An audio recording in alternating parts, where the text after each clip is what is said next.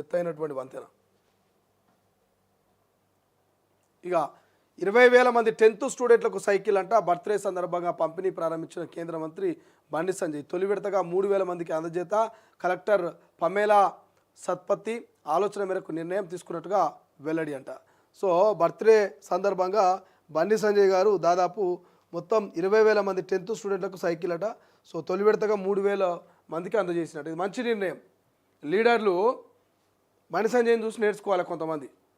ఈ మధ్యకాలంలో బర్త్డేలు అనగానే పెద్ద పెద్ద డీజే సౌండ్లు, ర్యాలీలు, ఇక మన ఏదో ఆయన యుద్ధం చేసి సాధించి ఇక అదైపోయినట్టుగా క్రేన్లతోటి పూదిన దండలు, లక్షల్లో ఖర్చు బర్త్డే వేడుకలకు. మీరు పెట్టే ఆ ఖర్చులేవో ఇట్లా బండి సంజయ్ అన్న సైకిల్ ఇప్పించినట్టు నిరుపేద కుటుంబ ఆడబిడ్డలకు సైకిల్లో, ల్యాప్టాప్లో ఏమైనా పనికొచ్చేటివి, అక్కడికి వచ్చేటివి, ఓ 10 మంది పిల్లల ఫీజులో, లేకపోతే ఒక నిరుపేద కుటుంబానికి ఇల్లు కట్టించడో, వాళ్ళు ఏడాది మొత్తం మన జీవితకాలం తలుచుకుంటారు కదా. మీ బర్త్డేకు మీరు పెట్టేటువంటి ఈ చిల్లర మల్లెల ఖర్చులు ఏవైతే ఉంటాయో, ఈ పార్టీల పేరిట, ఈ డీజేల పేరిట, ఈ ఫ్లెక్సీల పేరిట పెట్టేటువంటి ఖర్చులు ఏమి ఉంటాయో ఆ ఖర్చులో ఒక 50% నిరుపేదలకు, ఇల్లు లేని కోరికి ఇల్లు కట్టిరి, ఓ 5 లక్షలు వానికి 10 లక్షలు సాయం చేస్తే మీ బర్త్డే ఖర్చు అంటే ఏడాదికి ఓ 2 ఇల్లు కట్టించినా మీరు 60 ఏళ్ళు 70 ఏళ్ళు బతుకుతారు అనుకో. 70 ఏళ్ళు పడితే 140 మంది ఇళ్లలో మీ ఫోటో కనిపిస్తుంది. అర్థమైంది కదా. 140 ఏళ్ళ మంది, 140 కుటుంబాలలో వాళ్ళ ఇళ్ళలో మీ ఫోటో పెట్టుకుంటారు. వాళ్ళ గుండెల్లో మిమ్మల్ని దాచుకుంటారు.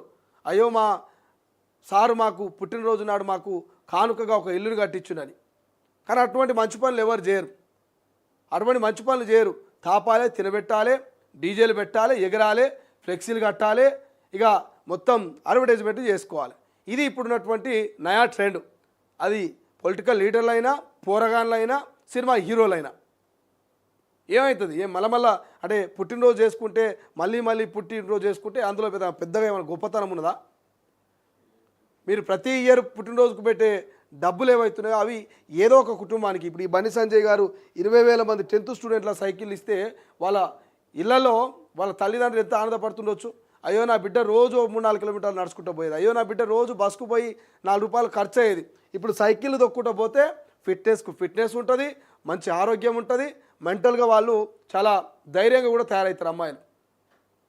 సో ఇప్పటికైనా మరి ఈ ప్రధానంగా చెప్తా ఉన్నాం, ఎవరైతే ప్రజాక్షేత్రంలో ఉండేటువంటి ఎమ్మెల్యేలు కావచ్చు, ప్రజాక్షేత్రంలో ఉన్నటువంటి మంత్రులు, ఎంపీలు, లేకపోతే అప్కమింగ్ లీడర్స్ అయినా, యూత్ అయినా, సెలబ్రిటీలైనా, సో ఇట్లా ప్రజలకు పనికొచ్చేటువంటి ప్రజలకు ప్రయోజనాన్ని చేకూర్చేటువంటి అంశాల మీద దృష్టి పెట్టండి. మీ బర్త్డే వేడుకల్ని 4 రూపాయలు ఖర్చు చేయకుండా 4 రూపాయలని పేద ప్రజల భవిష్యత్తు కోసం ఖర్చు చేసేటువంటి ప్రయత్నం చేయండి. ఎప్పటికీ ఎల్లకాలం మిమ్మల్ని తలుచుకుంటారు. వాళ్ళ ఇళ్లలో మీ ఫోటోలు పెట్టుకొని దేవుడి కంటే ఎక్కువ మిమ్మల్ని పూజించుకుంటారు.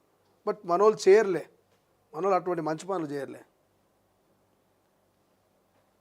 రైట్. ఇక బీసీలకు 42% రిజర్వేషన్లపై నేడు క్యాబినెట్లో చర్చ అంటూ వార్త కనిపిస్తుంది.